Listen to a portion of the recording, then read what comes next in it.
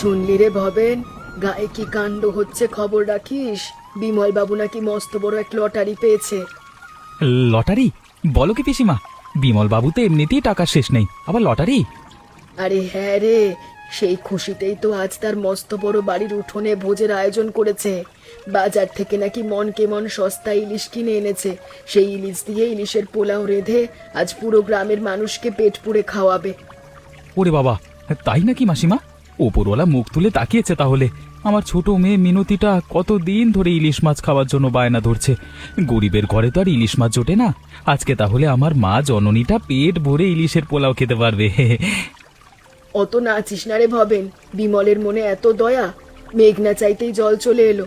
লটারির টাকা পাইলেই আর কি আর কৃপণের হাত খোলে? ভেতরের বড় কোনো চাল আছে রে বাপ।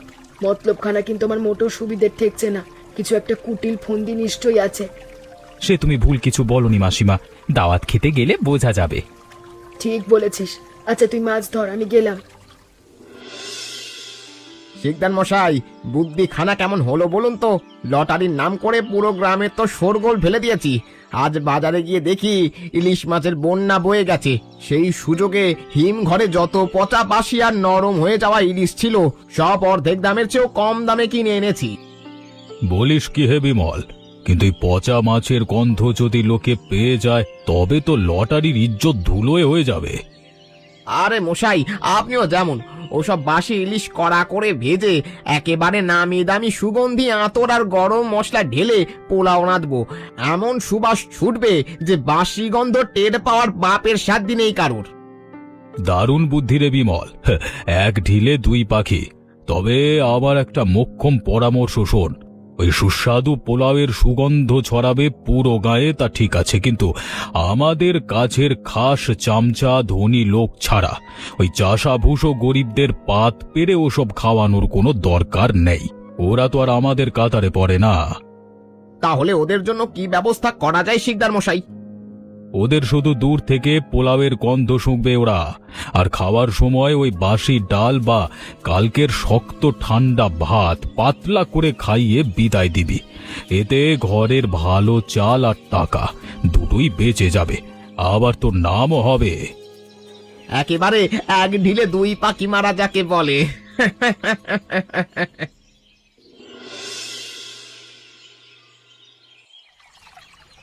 ওরে বাবারে, এ কি মরণ দশা! চোখ দুটো কি একেবারে খেয়ে ফেলেছিস নাকি রে যশোদা? লাট সাহেবের বেটি রে আমার!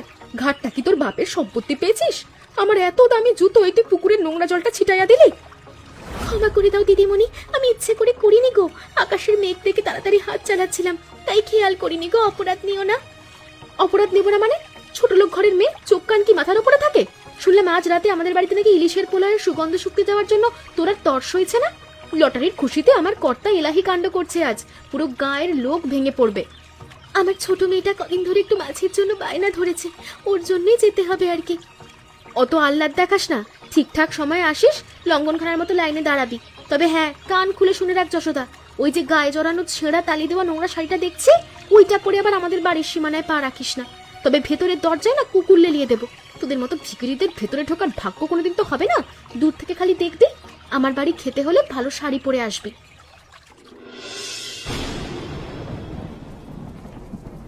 ওমা ওমা, আর কতক্ষণ পেটের ভেতরে খিদের চোটে ইঁদুর দৌড়াচ্ছে। আমি কিন্তু দুপুরে কিচ্ছু খাইনি। বিমল কাকুদের বাড়ি কখন খাবো? আর একটু ধৈর্য ধর মা, তোর বাবা বিমল বাবুদের বাড়িতেই গেছে। সে ফিরলে সবাই একসাথে যাব। সবসময় খাওয়ার জন্য এমন করতে হয় না মা, আমাদের এসে তোর বাবা নিয়ে যাবে। মা গো মা, বাতাসে কেমন সুন্দর ইলিশ মাছ ভাজার পোলাওয়ের গন্ধ ভেসে এসছে। এখনই আমার জিভে জল চলে আসছে। মা, আজ আমি অনেকগুলো পোলাও আর মস্ত একটা ইলিশ খাবো। তুমি বকবে না তো? না রে আমার জননী, আমি একদম বকবো না। তুই পেট পুড়ে খাস। তোর বাবা আসুক খালি, তুই পেট পুড়ে খেলেই আমার শান্তি। গায়ের সবাই বলছে বিমল কাকু নাকি অনেক বড় লোক, অনেক খাবার দেবে। আমাদের ঘরের মতো ওদের ঘরে কি জল পড়ে মা? না রে মা, ওদের পাকা দালান, সেখানে জল পড়ে না। তুই আরেকটুখানি শান্ত হয়ে বস দেখিনি। উপরওয়ালা আমাদের যেমনই কষ্টে রাখুন না কেন, আজ রাতের ওই উৎসবের আলোয় তোর মুখের হাসিটুকু আমি দেখতে চাই। বিমল কাকুদের বাড়ি খেতে যাব ভাবলেই আমার চোখে আনন্দে জল চলে আসছে। মা, ও মোড়ল মশাই, দোহাই আপনার, একটু আমাদের কথা ভাবুন। 3 মাস আপনার বাড়ি কাজ করছি, কিন্তু সেই টাকা এখনো পেলাম না। আমার গত 3 মাসের খাটুনির বকেয়া টাকা কটা আজকে দিয়ে দেন গো। ঘরে 1 ছটাক চালও নেই। এই বুড়ো বয়সে তো না খেয়ে মরে যাব মশাই। কি বললে? টাকার খোঁটা দিতে এসেছি সে অবেলায়? বিনা কাজে ফ্যাচ ফ্যাচ করিস না বুড়ি, দূর হ আমার চোখের সামনে থেকে। এমন নিষ্ঠুর কথা বলবেন না মোড়ল, অনেক কষ্ট করে আপনার ঘরে কাজ করেছি। আজ টাকা না পেলে রাতে উনুন জ্বলবে না গো। চুপ কর। আজকে রাতে ধনী ব্যবসায়ী বিমলের বাড়ি লটারির মস্ত বড় ভুরি বোঝ আছে, খবর রাখিরা। সেখানে গিয়ে ফিরিতে গিলবে যাও। এখন যদি আর একটা বার টাকার জন্য ঘ্যান ঘ্যান করো, তবে এই বুড়ো হাড্ডিগুলো ভেঙে গলা ধাক্কা দিয়ে পেছনের পচা পুকুরে ফেলে দেবো। ভালো হবে না বলে দিলুম, গরিবের হক ফাঁকি দিলে উপরওয়ালা কঠিন শাস্তি দেবে। কান খুলে শুনে রাখো ভবেন, ওই বাজার থেকে আনা পচা মাছের গন্ধটা মারার জন্য আমি ডেচকিতে বোতল বোতল দামি আতর আর কড়া মশলা ঢেলেছি পোলাওতে, কেউ যেন এক বিন্দু টের না পায়। আর তোর কাজ কি তা জানিস তো? আগে বাবু, কি করতে হবে বলুন? আপনি যা বলবেন আমি সেটাই করব। আপনি খালি আমাকে হুকুম করুন। তুই সারা রাত এই গেটের সামনে পাহারাদারের মতো দাঁড়িয়ে থাকবি। গ্রামের কোনো ছোট লোক, চাষা ভুষো গরিব যেন ভুলেও ওই ভেতরের প্যান্ডেলে ঢুকে খাবার চুরি না করতে পারে। যদি দেখিস কেউ উঁকি ঝুঁকি মারছে, লাঠি দিয়ে পা ভেঙে দিবি। ডিউটিতে একটু এদিক ওদিক হলে সোজা তোকে চুরির অপবাদে পুলিশে দেবো, বুঝলি? আগে বাবু, আমাকে পুলিশে দেবেন না, আমি জান দিয়ে দেব, চোখ এদিক ওদিক করব না। কিন্তু বাবু, আমার ছোট বাচ্চাটা আজকে দুপুর থেকে না খেয়ে পথে বসে আছে। ওরা আজকে আপনার বাড়িতে খেতে আসবে। খেতে তো আসবেই, আমি গ্রামের সবাইকে দাওয়াত দিয়েছি। তোকে পাহারা দিতে বলেছি বলে তোর পরিবার খেতে আসবে না এমনটা নয়, সবাই খেতে আসবে। ও মা, বলি ও বিমলের বউ, তা গয়নাগাটি তো একেবারে গা ভর্তি পড়েছ। একটা কথা বুঝলাম না গো। কি গো বুড়ি, আমার গয়না দেখে কি তোমার চোখটা টাচ্ছে নাকি? তা কি বুঝতে পারলে না শুনি? বলছি সোনা তো পড়েছ চকচকে, কিন্তু তোমার শরীর থেকে এমন পচা আর বাসি ইলিশ মাছের ব্যবসা গন্ধ আসছে কেন? ধর, চারপাশে তো পচা গন্ধ করছে। লোক তো ভাববে বিমলবাবু লটারির টাকায় বউকে গয়না না কিনে পচা মাছের আড়ত বসিয়ে রেখেছে। মুখ পোড়া বুড়ি, তোমার এত বড় সাহস! তুমি আমার গায়ে পচা মাছের গন্ধ পাচ্ছ? আমার স্বামী লাখপতি, লটারি পেয়েছে, আমাদের ঘরে টাকার নদী বইছে। হোগো লাখপতির বউ, রাখছো কেন? টাকা থাকলে কি আর বাসি মাছ টাটকা হয়? তোমার এই সুগন্ধি আতরের নিচে পচা মাছের গন্ধটা কিন্তু ঠিকই বার হচ্ছে। গ্রামের লোকও হাসাহাসি করছে। চুপ করো! তোমাদের মতো ভিখিরির দল আমাদের এই রাজকীয় ঐশ্বর্য থেকে হিংসে মরছো, তাই এসব কুচ্ছা রটাচ্ছ। আজ রাতে তোমাকে এক ফোঁটাও খাবার দেব না। আমার আর খাবার দরকার নেই গো, তবে এটা জেনো, পচা মাছ দিয়ে নাম কিনতে গেলে এমনই গন্ধ ছড়ায়। এই পচা মাছ খাইয়ে গ্রামের গরিবদের আশীর্বাদ পাবে না, অভিশাপ পাবে। তোমাদের অভিশাপে আমাদের কিচ্ছু হবে না। আমার বরের দয়ায় আজ পুরো গ্রাম পাত পেরে খাচ্ছে। তুমি এখনই চোখের সামনে থেকে দূর হও তো, নইলে ঝেঁটিয়ে তোমার পিঠের চামড়া তুলে দেবো। যাচ্ছি গো যাচ্ছি, তবে মনে রেখো অহংকার বেশি দিন টেকে না। আজ গরিবদের পচা ভাত খাওয়াচ্ছ তো, দেখি উপরওয়ালা তোমাদের কি হাল করে, আমি খালি দেখবো।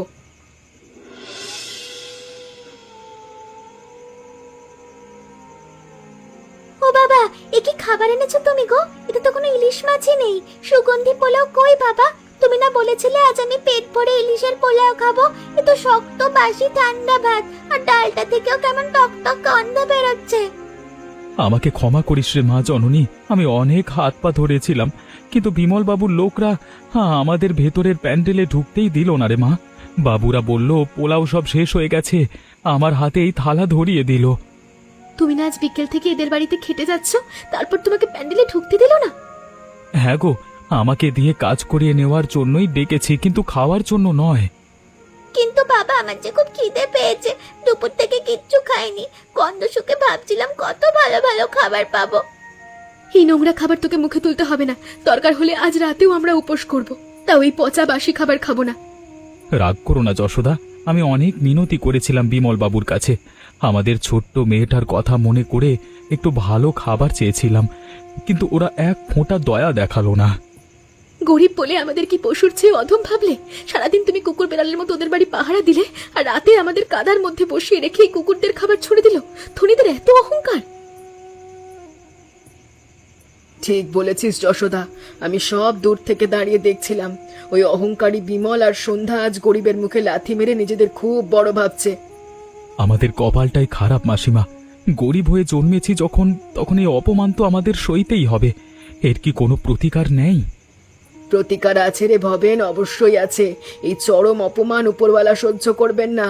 নিরীহ মানুষের পেটের খিদে আর চোখের জল বৃথা যায় না।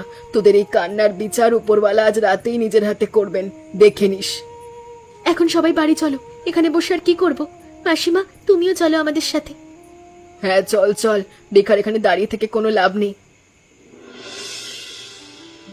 ওগো শুনছো, তুমি যা মোক্ষম বুদ্ধিটা খাটালে না আজ, আমি তো হেসেই মরছি।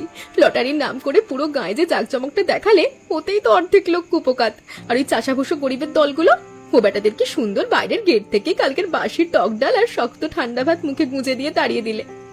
আরে বিমল বাবুর বুদ্ধি বলে কথা, ওই পচা খাবার যদি ওই ছোট লোকেদের পাত পেরে না খাওয়াতাম, তবে কি আমার এই হাজার হাজার টাকা বাঁচতো? আমার দামি খাসির মাংস আর সুগন্ধি আসল ইলিশের পোলাওটা তো আমাদের মতো ধনী আত্মীয়রাই তো পেট পুড়ে খেলো। একদম ঠিক বলেছ। একদিকে ঘরের ভালো চাল আর টাকা দুটোই বেঁচে গেল, অন্যদিকে পুরো গ্রাম রটে গেল। বিমল বাবু লটারির খুশিতে পুরো গায়ের লোককে ইলিশের পোলাও খাইয়েছে। আমাদের তো নামও হলো, আবার পকেটও গরম থাকলো। গরিবের দল তো দূর থেকে সুগন্ধ শুকেই ধন্য ধন্য করেছে। ওদের ওটাই প্রাপ্য। ছোট লোকেদের চিরকাল পায়ের নিচেই চেপে রাখতে হয়, বেশি মাথায় তুলতে নেই। দেখবে এই গ্রামে আমাদের ওপরে কথা বলার ক্ষমতা আর কারও থাকবে না।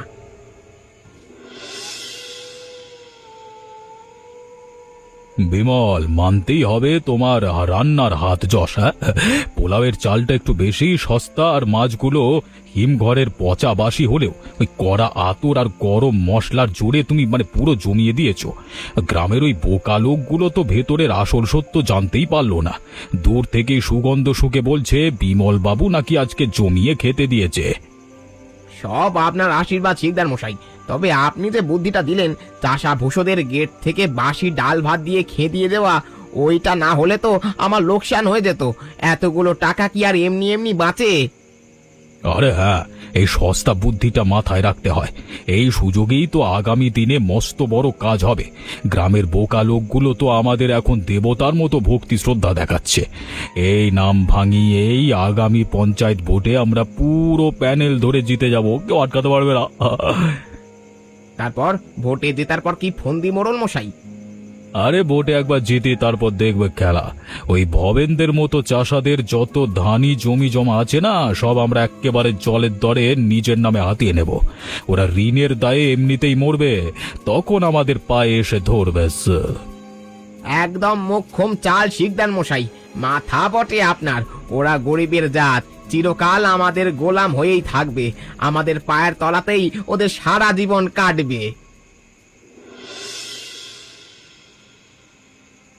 শুনছিস ভবেন, শুনছিস? এই নর পশুদের কান্নার আওয়াজ প্রকৃতির মার দুনিয়ার সব থেকে বড় মার। উপরওয়ালার লাঠির কোনো শব্দ নাই, কিন্তু যখন পড়ে তখন পিঠের চামড়া থাকে না। কি জানি মাসিমা, এত রাতে অমন মরণ চিৎকার কেন ছাড়ছে ওরা? কোনো বিপদ হলো নাকি বিমল বাবুদের? উৎসবের বাড়ি এক নিমেষে এমন শ্মশান হয়ে গেল কেন গো? বিপদ হবে না তো কি হবে? আমাদের মতো গরিবদের পেটে খিদে দিয়ে বাচ্চাটাকে চোখের জল ছিটানো বাসি ভাত খাইয়ে যারা নিজেরা অহংকারে উৎসব করলো, তাদের পাপের হাঁড়ি আজ রাতেই ভাঙছে। উপরওয়ালা আর সহ্য করেনি। একদম ঠিক বলেছিস যশোদা। বাসি পচা ইলিশের ওপর সুগন্ধি আতর টেলে যারা নিজেদের ভগবান ভাবছিল, তাদের অহংকারে বা চূর্ণ হবে। অধর্মের টাকা আর পাপের অন্ন কোনোদিন হজম হয় না। আজ ওদের পতন নিশ্চিত। তা যাই বলো যশোদা, আওয়াজটা কেমন যেন বুকের ভেতর কাঁপন ধরায়। মানুষ তো ওরাও, এত বড় কোনো অমঙ্গল ঘটলো না তো? ওদের অমঙ্গলের চিন্তা তুমি ছাড়ো তো।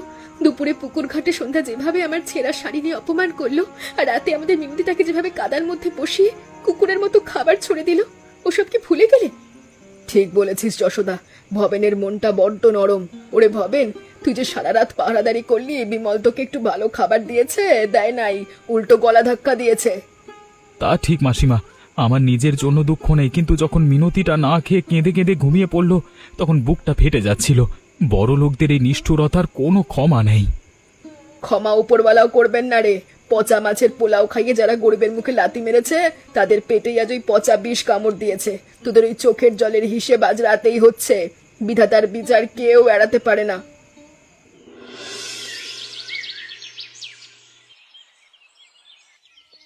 বিমলবাবু, বিমলবাবু চোখ মেলুন, কথা বলুন বাবু। আমি ভ্যান নিয়ে এসেছি।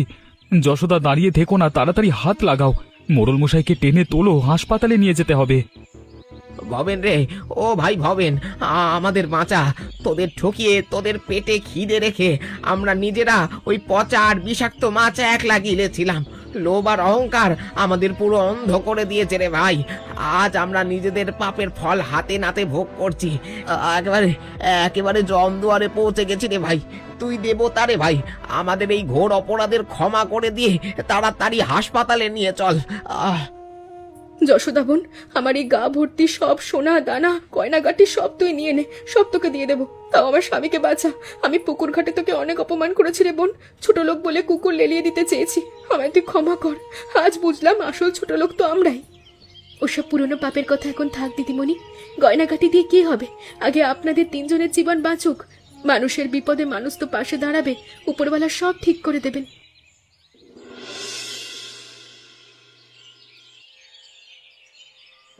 উমা, সেই সকাল সকাল তোমরা?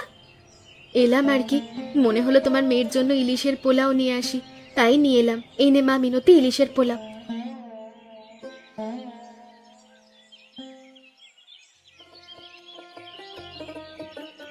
উমা দেখো, আজ পোলাওটা কত সুন্দর মিষ্টি গন্ধ, একটুও দিত না। মাছটাও কত বড় আর টাটকা, খেতে খুব মজা হয়েছে। হ্যাঁ রে মা, তুই পেট ভরে খা। নিজের হাতে খাওয়ানোর ভাগ্য যে আজ আমার হয়েছে, এটাই আমার জীবনের পরম পাওয়া। এখন থেকে যেন গ্রামের সবাইকে ভালো ভালো খাওয়াতে পারি। সন্ধ্যা কাকিমা, তুমি খুব ভালো। আজ থেকে তুমি রোজ আমাদের বাড়িতে আসবে। দিদিমণি, মিনতির মুখের এই হাসিটুকু দেখার জন্যই তো দিন রাত উপরওয়ালাকে ডেকেছি। আজ আপনাদের মনে এই পরিবর্তন দেখে আমার সব কষ্ট দূর হয়ে গেছে। আজকে আমার পাপের চোখ দুটো একেবারে খুলে গেছে রে ভবেন। কদিনে হাসপাতালের বিছানায় শুয়ে বুঝলাম টাকা পয়সা আর বড় দালান কোঠা দিয়ে কোনো দিন মানুষের আসল বিচার হয় না। আসল মানুষ হলো ভবেন আর যশোদার মতো সরল পবিত্র উদার মনের গরিবেরা। আজকে থেকে এই গ্রামে ধনী আর গরিবের মধ্যে কোনো ভেদাভেদ থাকবে না। আমরা সবাই এক। অমন কথা বলবেন না মোড়ল মশাই, আমরা সবাই এক। বিপদের দিনে একে অপরের পাশে দাঁড়ানোই তো মানুষের আসল ধর্ম। আজ থেকে ভবেন শুধু আমার পাহারাদার নয়, ভবেন আমার নিজের ভাই। এই ঝড়ে ওর যে ঘরটা ভেঙে গেছে, কাল থেকেই মিস্ত্রি লাগিয়ে ওর ওই ভাঙা ঘর আমি পাকা দালান করে দেব।